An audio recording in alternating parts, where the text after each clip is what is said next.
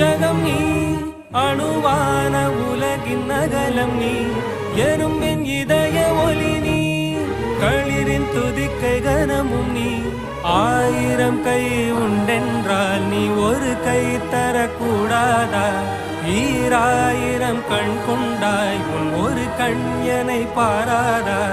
உன்னில் சரணடைந்தே